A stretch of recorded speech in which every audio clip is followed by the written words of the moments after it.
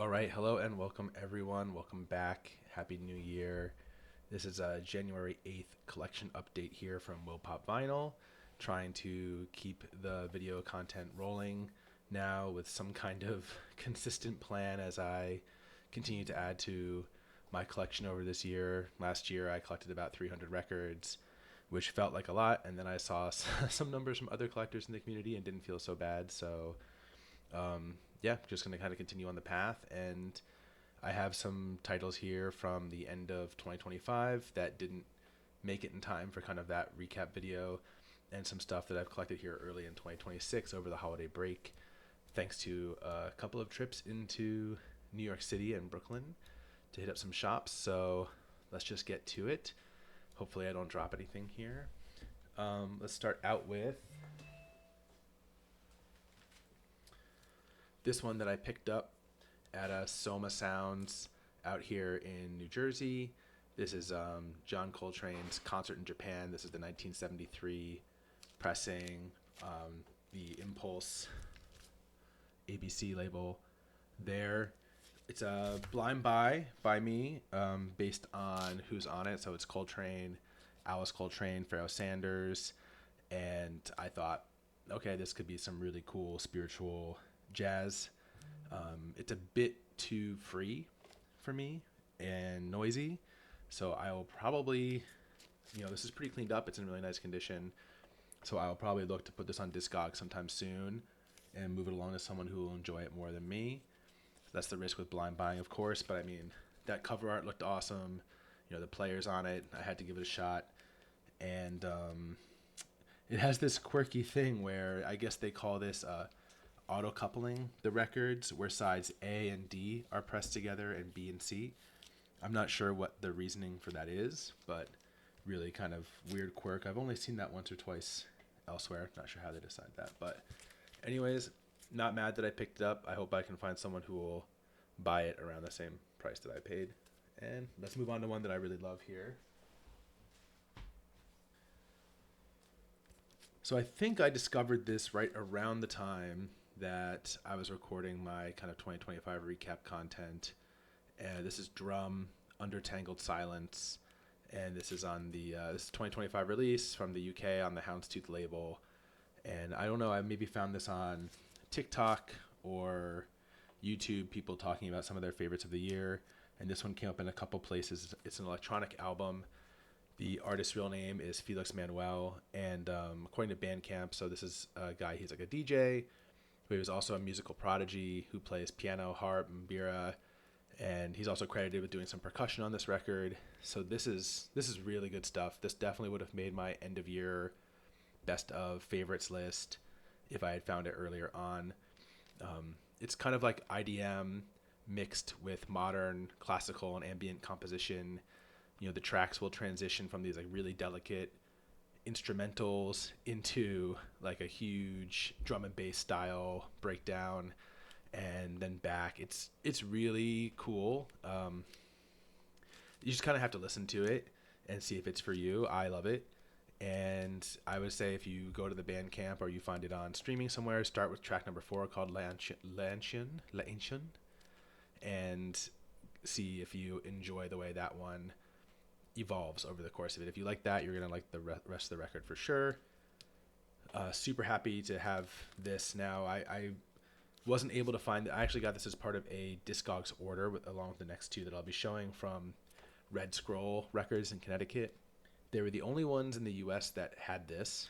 So, if you're in the US, maybe Red Scroll still has another one. It doesn't seem like too many people imported it. So you might have to go abroad or, and pay a little bit more shipping. But I was lucky to grab it. And here's another one I grabbed with that order. That had been on my want list for maybe a few months now, maybe a little longer. This is Able Noise, High Tide from 2024. Off the World of Echo label in the UK. And I was trying to remember how I found this originally. You can see the label there, Able Noise, High Tide. It could have been from Stunty, or it could have been just from someone on TikTok talking about music. and it's been on my want list. I haven't, I've had opportunities to get it. Red Scroll has had this for a while, and I just haven't wanted to purchase just this record. So I waited till I had this kind of bundled order, and this is a really, really nice indie art rock record, with, I would say, occasional like emo twang to it. There's some very pinback guitar moments on here if you're a fan of that band, and some of the instrumentation, that sound, that very particular sound that I associate with them. Discogs also calls this neo-folk. It's really, really good in the headphones, especially, and the vocals kind of give me like a real microphones vibe as well. So a pastiche of references there, that all of which I enjoy. This is a really, really, really great record. It's not very expensive, so if you missed it, check it out. Able Noise. And lastly, from that Red Scroll order, this is Shabason, Krgovich, and Sage. That's M Sage, who I talked about in some of my 2025 recapping videos. This is a self-titled album from the trio from 2024 from the Idea Fix label in Canada. So I'm assuming that's some kind of French-Canadian label there. Cool little spiral. And I grabbed this because I added a bunch of M Sage stuff to my want list as I was starting to explore more of his music. And, this is not him only. And yeah, I would say he's more of a supporting player on this record. This is much more of like a songwriter forward record. So I don't know if that's Shabason or Krgovich of the other two. So not really what I was hoping for. I need to give it another listen. And, it wasn't really hitting for me in the same way some of the other M Sage stuff that I've collected. So this could also end up back on Discogs. So one of the benefits of living near New York City, out here in the 6th borough of Jersey City, is access to all the great stores across. And we had a trip in to the city probably right at the end of December. My daughter had a play date, so I took her in, and then I had a couple hours to go around. So I hit up a bunch of the Brooklyn shops on this trip, starting with Human Head. And I actually swung through to Deep Cuts first, but I didn't find anything there. They had posted on Discogs the Bhairavi record, if you're familiar with that kind of modern jazz musician, and I did not buy it on Discogs. I wanted to go try to pick it up in the store at a cash price, and it had sold, so no luck there, missed it. But I did continue the circuit there, so from Deep Cuts I headed over to Human Head. They had a ton of amazing stuff on the wall, out of my price range a little bit, just because I, not going to pony up that kind of money for blind buys, and some of the stuff was just way too expensive that I was familiar with. They always have crazy Blue Note stuff there. And I found this in the jazz bins, Harold Land, A New Shade of Blue. This is the 1971 pressing on Mainstream Records. And I added this to my want list a few months back as I was doing a dig into more jazz titles, trying to get more familiar beyond just Blue Note stuff. And this is one that I found, I listened to on streaming, and it's kind of like a no skips record for me. I think this is really great. It's not very expensive. I think I got this for $40, and that's probably, that's New York priced. It might be overpriced for the rest of the country, but that's New York price. It's in great condition. Just classic hard bop, post bop, jazz, and something just to throw on, in the background while cooking, which is exactly the type of stuff I tend to like to collect. So yeah, awesome one here. Really happy to find that in the wild. Okay, so this is the first heavy hitter. There's two really heavy hitters in this session. This is kind of like a belated Christmas gift to myself. So this is Ryo Fukui's Mellow Dream from 1977. This is the Japanese original pressing off Trio Records. Let's see right there. And when I first started exploring jazz, so I have two brothers, both of which actually play piano, though they weren't really ever formally trained in it. They just kind of self-taught themselves, and they love to learn, to play whatever they kind of like. They try to learn to play it themselves. They have an ear for it. I never got that ear.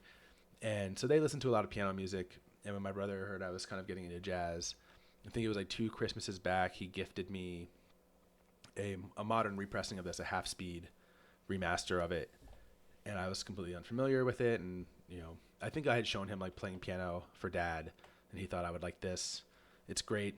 I played that half speed pressing a lot and looked into it more. And I was like, oh man, these original Japanese, like you have all the listings are out of Japan. And if they'll even sell to you, a lot of people who are outside of the US sometimes like blacklist US customers. So I kind of had it on my want list as this aspirational thing if I ever found it, maybe at WFMU or whatever. And there's a store in Brooklyn called Face Records, and it's a Japanese owner or a Japanese American owner. They only carry Japanese pressings, and right before the holiday, they closed the store, I think, for like 2 weeks to go to Japan to go fishing for new premium stock. And this popped up on the Discogs daily, want list email, and I saw it was from Face Records, and I didn't buy it on Discogs, but I was going to go by the store, so I figured if I go in, if it's there, I'm going to get it. It was up on the wall. Very sad that there's no Obi on here, but this is a real beggars can't be choosers scenario. I mean, with the Obi, it might have been out of my price range anyways. As it is, this is probably the most I've spent on a single record, but really happy to have it. This is one to take off the list, and I'm definitely going to keep that half-speed remaster because I probably don't want to be playing this one too often, and the half-speed sounds great, but I'll definitely play this the next time my brother's around. Continuing on the Brooklyn trip here, I headed over to Boom Service and found this Moondog, the 1969 Moondog, on Columbia Masterworks. And Moondog is kind of funny because the first time I found Moondog was probably years before I got seriously into collecting. In the record shop in Red Hook, just browsing through, I found a repress of the On the Streets of New York EP, and I just thought that cover looked so interesting. It was like this guy who he looked unhoused. Like at the time, I thought it was like a homeless guy who made music, and someone did like street recordings of him. I've since found out that's not the case. He just kind of performed on the street. He was kind of, he busked, as we would say. And yeah, this with his bizarre instruments, and I, again, blind bought that record based on the cover, and we played it a few times. This is again before I was really starting to explore this stuff a lot more, and I didn't think too much of it. I thought it was a fun curiosity. And then, when I started following VC content, Dom did a deep dive video on Moondog, and that got me to go back and re-listen and get more interested in him. So yeah, I found this, I grabbed it, and I have Moondog 2 also, which I think I prefer Moondog 2 to this. Discogs calls this jazz, but to me it's much more like orchestral classical music, a lot of it. It really, the closest comp, and I don't know if this would be considered, I don't know if this is going to sound appealing, but to me the closest comp is that it sounds like the type of music you might hear soundtracking an older movie or like a early Disney movie even. Just kind of these lush swells, and it has some interesting percussion in it. Not as weird as Moondog 2, but yeah, a cool one to have in the collection. And yeah, just love the way that guy looks. And this is a gatefold that opens like vertically to kind of create a full thing. So very weird packaging as well. And the last stop of that day was at a store I had never been to before, and I almost like walked in and immediately left, which is rude, but that's the truth. So this is Oneohtrix Point Never's 2025 release Tranquilizer on Warp Records, and this is the indie exclusive clear release that came with I'm not going to fish it out because I tucked it into the gatefold, but it came with a newspaper as well that the store owner or employee gave me. And yeah, I saw this on Bandcamp, and I follow him on Bandcamp, and this came out way towards the end of 2025, and I just never really listened to it, and I didn't do a pre-order, and I kind of just figured if I liked it, I'd find it. And yeah, it ended up on a lot of end of year lists, so I went back and revisited the record, and I do like it. And I'm a fan of his. I have a bunch of his other records. So yeah, I found this at Finer Sounds in Brooklyn as I was looping back to pick up my family. I stopped in real quick, and this is a store that seems like they exclusively do new titles and reissues.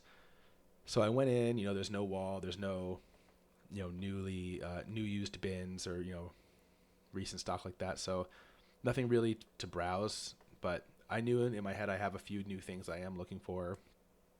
And the very first bin I went up to had this in it. So I was like, okay, this is Destiny.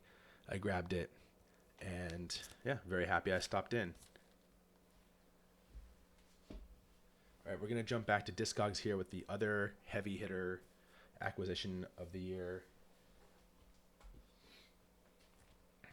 Talked about this record before in records that have changed the way that I listen to things or helped me develop my ear. So this is Sleep's Dopesmoker. This is the 2003 US TP first pressing. I've had this on my want list for at least 2 years, and I thought I had checked it off actually at one point last year when I bought one, and understood it to be a first pressing, and it was a second pressing. The big tell, as I've now learned, is with the TP logo here on the back differs between the 2003 and the 2004. So this is real pedantic shit, but if you really want a first pressing, right, like I do, this is the type of thing you have to learn or should learn before you buy. Fortunately, the store that I bought it from, I came back and kind of explained the situation to them, and it was really an honest miscommunication, and they kindly refunded it back. And then I was like, okay, well, I'm still missing this. So it popped up on Discogs probably at the time of this recording. It was like maybe not even 10 days ago. They shipped it quick. It was domestic. And it was, in the daily email on the want list. And I emailed the buyer asking them to show me the back because I didn't want to get burned again. I figured this is the type of thing that, people who list on Discogs are generally pretty good, but it's easy, I think, with some records to mistake a first and second pressing. And so I really just wanted to be sure. And then I made an offer and they accepted it. And I was like thrilled. And it came really fast, which is great. It was well packed. And the records themselves, though, when I took them out, again, well packed. I mean, if you had them packed separately outside the sleeve and then their own like protective stuff. But they were shipped in the original paper sleeves, not anything nice like this, which was kind of sad to see. And they were probably, hands down, the most filthy records I've ever received, which maybe is on theme with the music. And when I say filthy, I mean like literally dirt, not like dust.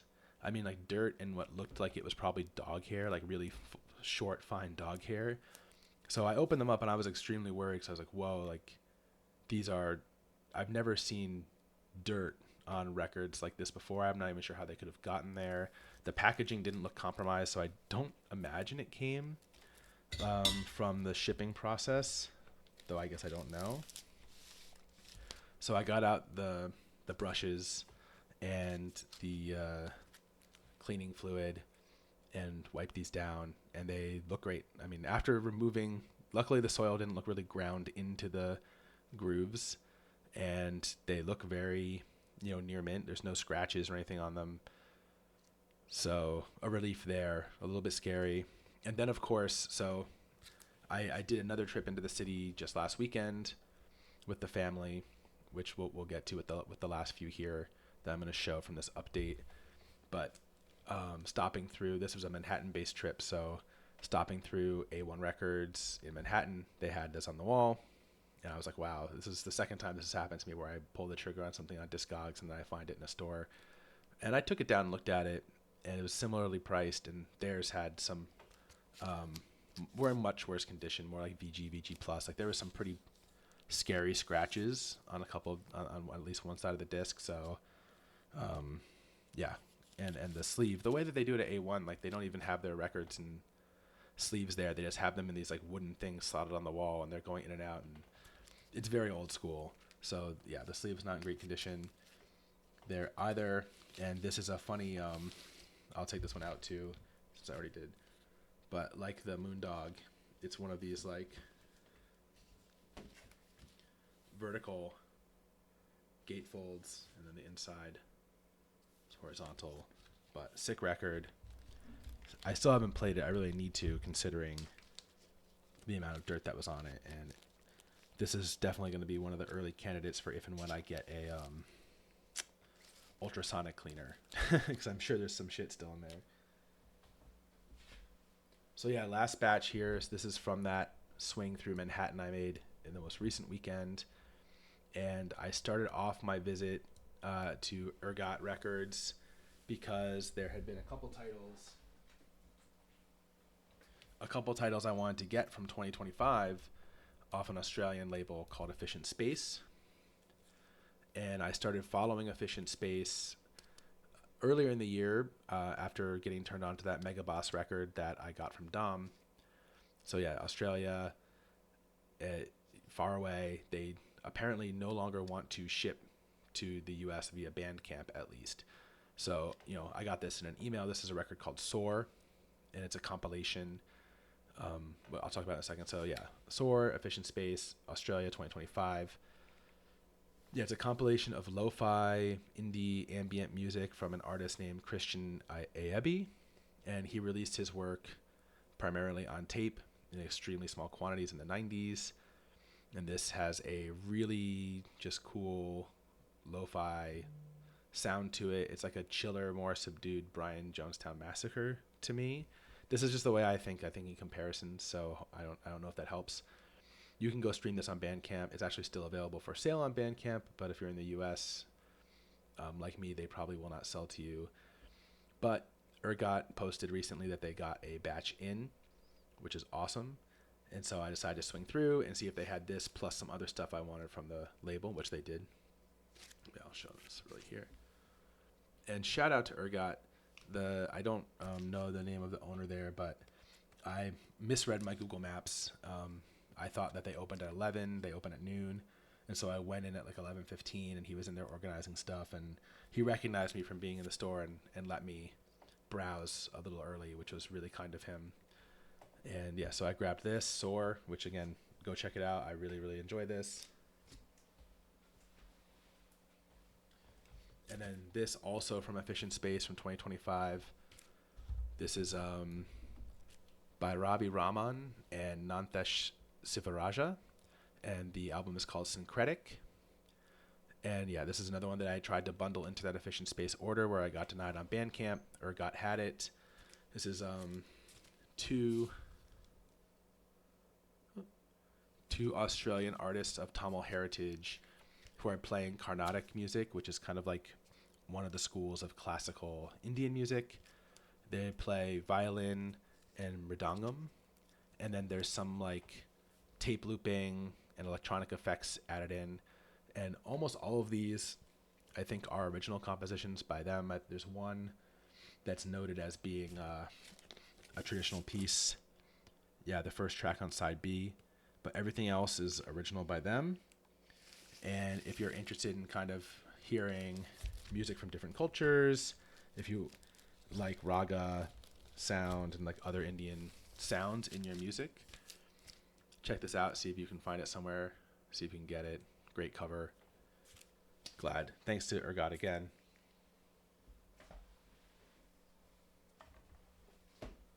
And while I was at Ergot, I had to grab one more. Blue Lake, The Animal.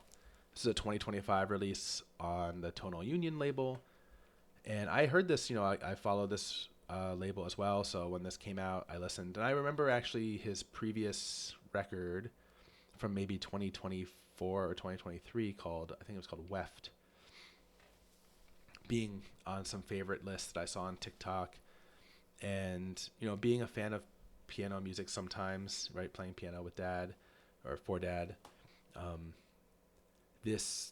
that previous record didn't really hit for me in the same way. It was a little too subdued. This one was a little too subdued for me too when I listened to it, and I just kind of figured this was an artist that's not for me. Dom had this on one of his favorites, a 2025 list, and I figured, this might be one where I come around to it, and it was there, so I grabbed it. I've been listening to it a bit in the car on streaming. It's really nice. It's very pretty, but it doesn't hit me yet. Not in the same way as some of the other stuff that I highlighted on my 2025 favorites that I would think are kind of in a similar style have. So, going to keep giving it a shot. Definitely not putting it in the sell pile yet. And all right, last shout out for Ergot. Great store. So from Ergot, I went over to the store that did open at 11 that I confused it with. This is Stranded Records, which is just a couple blocks north. And this was a blind buy that worked out, which is great. So this is a record. This is a people. I don't know if you're gonna recognize the front, but if you're a millennial like me, who ever got exposed to anime at all, you're going to recognize the back. This is from the classic anime series Neon Genesis Evangelion. This has nothing to do with that. This is a vaporwave record. As I found out, I saw this in the store and I immediately just loaded it up on Discogs and tried to figure out what it was. So yeah, it's a vaporwave electronic record by an artist named My Sister's Fugazi Shirt. The record is called Gods in Heaven, All's Right with the World. It's a self-released. There's no label associated, from 2020. Yeah, just blind bought this and brought it home, put it on. It's awesome. I mean, I don't always love all vaporwave. I've had pretty good luck blind buying stuff that just based on the packaging with it. That's the number one indicator for me, I guess, of whether or not I will like it. This is really good, front and back. Really enjoy it. The vinyl is a purple and green split, which again, Evangelion colors right there. There were 2 pressings of this, about 100 run of each. So I think this is technically a second pressing, or it might have been one that they did 100 of one, 100 of another, but Discogs calls this a second pressing. I don't know if that's true. And an artist I'm going to explore more because this I really liked, and it's not on streaming. I need to look on YouTube and see if I can find some of their other albums, but yeah, it's really good stuff, and I'm glad I took the risk on it. And the last piece, so I mentioned I went to A1, where I didn't buy the Sleep record there because I'd already bought it, but I did find this. I had multiple chances to buy this in the past. This is the Pharoah Sanders 2023 Luaka Bop reissue box set. This is I think Harvest Time is a lot of people's, if not favorite, at least entryway into getting into Pharoah Sanders and spiritual jazz. I mean, that track just still hits every time I listen to it. And I almost bought a OG copy at the beginning of 2025 from a store called Love Not Money in Manhattan that has since closed. This owner now operates it out of his apartment, and he does shows. He had it up on the wall there for a long time, but in the back wall, you can't even touch it wall. And I talked to him about it. It was $800, and I had in my mind oh man, I would love to own that. This is going back to 2024 at this point. I was okay, well, come bonus season, if my bonus is good and I'm feeling good, I'm gonna go in with cash and see if I can make a deal with him. And it didn't even make it that far because another time I was in the store and it was just off the wall. And I asked him and he said someone came in and just bought it. So, you snooze, you lose. But in the meantime, I grabbed this out of their new arrivals used bin. It was an unopened copy. So I guess someone just maybe received it as a gift and never opened it and traded it in for credit or something. Got it. And now I can listen to this. And I wasn't aware that there's also some live recordings in here, so I have to check those out still. But a good reason to have this box set, even if you don't have the original record or will never have the original record, which is likely the case for a lot of us, is that there are some live versions here that have never been released or pressed, and there's a bunch of other inserts. I'm not gonna get. I'm sure there's other people who have done unboxings of this, and not gonna get into all that. But yeah, happy to find this. Whoops, there are all the inserts moving around, and add to the collection and listen to it. So that's it. That's the update. A couple big things, a couple of misses, a few things that might end up on my Discogs soon. But I hope you enjoyed that, and I'm going to try to do more of these. I have another trip into Brooklyn this weekend, a different part, so we'll see if I come up with anything there and try to get another update out when I have a decent stack like that to go through. And in the meantime, I continue to write down ideas for more videos to make. So thanks everyone for watching. Hope you enjoyed. As always, leave a comment if there's something in here that you found or something that you want to suggest to me. And yeah, that's it for this one, everyone. Thanks again, and I'll be back soon, I hope.